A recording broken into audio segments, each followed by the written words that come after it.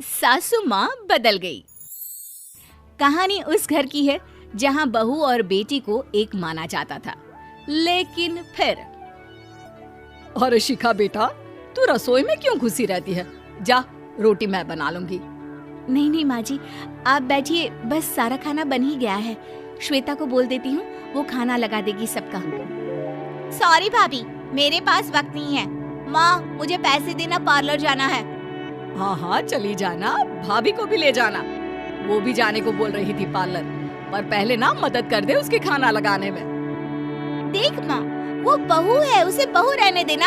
इतना सर पर मत चढ़ा भाभी को।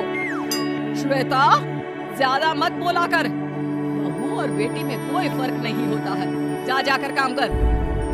ननद को माँ का भाभी से इस तरह प्यार करना बिल्कुल अच्छा नहीं लगता। वो बार बार किसी न किसी तरह माँ को भाभी के खिलाफ भड़काती रहती, लेकिन कोई फायदा ना होता। एक रोज, अरे बेटे किशन, जा बहू को कहीं घुमा कर ला। सारा दिन घर में काम करती रहती है। हाँ माँ, हम लोग जा रहे हैं ना गोवा।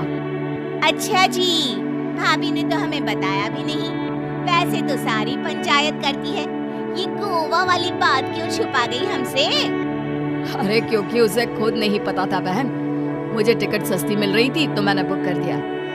हाँ शिखा, पैकिंग कर ले, संडे हम जा रहे हैं गोवा। दोपहर में शिखा पैकिंग कर रही थी कि सास आ जाती है। ये क्या बहू, साड़ियाँ? अरे गोवा जा रही है घूमने या फिर शादी में मायके हैं? माँ जी, ऐसा कुछ है ही नहीं, समझ में नहीं आ रहा क्या रखूं कपड़े में। अरे तेरी और श्वेता की साइज तो एक ही है।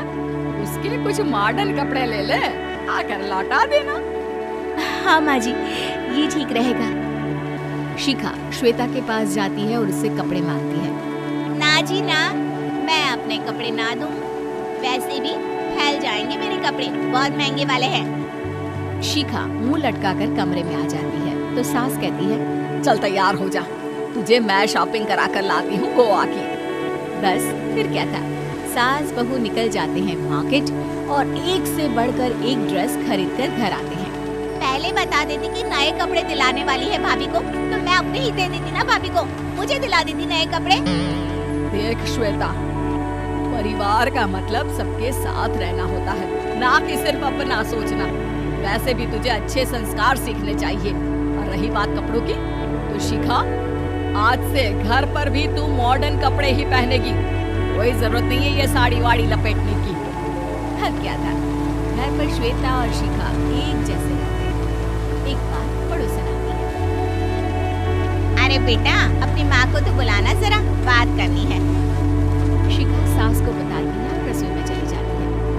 ये आपकी बेटी बहुत बड़ी हो गई है, इसके लिए एक रिश्ता है, कहो तो बता दूं। ये बेटी नहीं बहू है, घर में सब एक जैसा ही रहता है। वैसे मेरी बेटी भी बड़ी हो गई है, कोई रिश्ता हो तो जरूर बताना। पड़ोसन रिश्ता लेकर उन लोगों के घर आती है। तब श्वेता की होने वाली सास कहती है, तो ये घर है, कितने मंजिल का है? और ये बहू ने आपकी क्या पहन रखा है, जीन्स टॉप? अरे भाई, साड़ी वाड़ी नहीं है क्या इसके पास? देखिए, सर्दी है तो साड़ी में बहू कैसे मैनेज करती, वैसे पहनती है साड़ी भी। देखिए, हम लोग ठहरे पैसे वाले लोग, कोई कमी नहीं है हम लोगों के पास पैसों की, बहुत पैसे हैं, जमीन, नौकर, चाकर, कार, सब कुछ है, लेकिन घर में संस्कारी बहू चाहिए। समझ रही है ना? सास कुछ कहती कि श्वेता बोल पड़ती है, हाय रे, नौकर चाकर से लेकर जमीन, कार, पैसा, हाँ मुझे रिश्ता मंजूर है मुझे। अरे रुक जा श्वेता, मैं बात कर रही हूँ ना। देखिए, हम लोगों के घर इतनी आजादी नहीं मिलेगी। अरे हाँ कर देना माँ, हाँ कर दे जल्दी से। सास क्या करती, बेटी की शादी ऐसे घर में कर देती है जहाँ ना उनके विचार मिलते हैं और ना ही आचार। शादी की बात एक रोज फोन पर, श्वेता बेटा, एक बार घर आ जा, बहुत दिल करता है तुझे देखने का। माँ, वो घर पर बहुत काम होता है, कैसे आऊँ? बड़ा घर है, लेकिन आने जाने वालों की लाइन ही लगी रहती है। बेटा मैं तो जानती थी उस घर का हाल, लेकिन तू ही नहीं मान रही थी। माँ देख, हर घर का यही हाल है। तेरी बेटी को यहाँ घूंघट हटाने की परमिशन नहीं है और एक तरफ भाभी स्कर्ट पहनकर घूम रही है।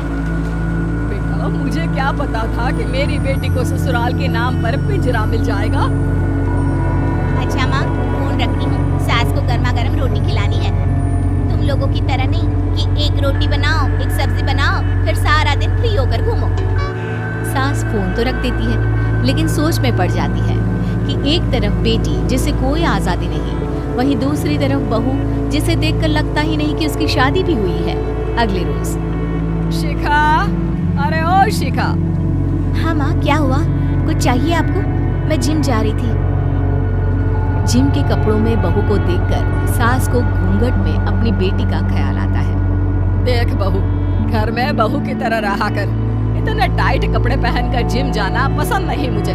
जा जाकर रोटी बना। रोटी? माँ अभी तो शाम के 6 बजे हैं, इस वक्त रोटी? अब क्या मेरे खाने पीने पर भी पहरा है? अरे जब मर्जी तब मैं अपने घर में खा भी नहीं सकती क्या? बहू को अजीब लगता है।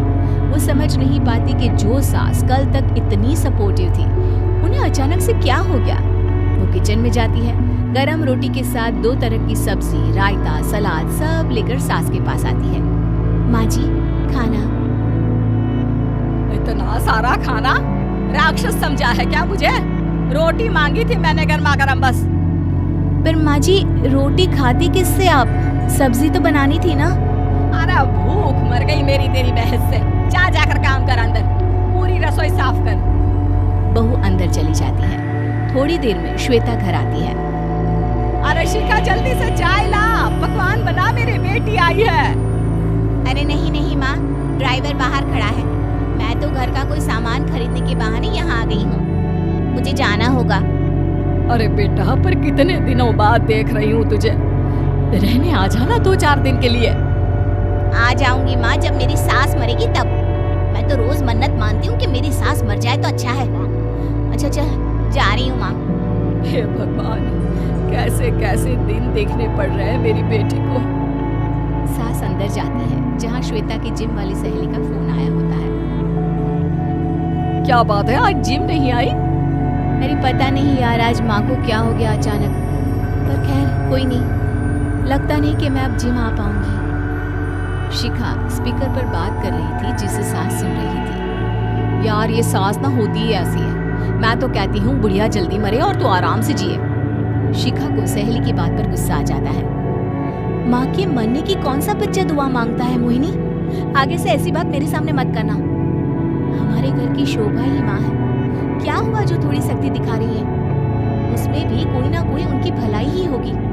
मैं तो कहती हूँ भगवान मेरे जैसी सास सबको दे, जो सिर्फ माँ की तरह है। सास वाली तो कोई बात ही नहीं है उनमें। सास ये बात सुन रही थी। उनकी आंख में आंसू आ जाते हैं कि क्यों वो बेटी की किस्मत में बहू को भी भागीदार बना रही थी। शिखा, अरे ओ शिखा, क्या हो गया? जिम नहीं जाना क्या?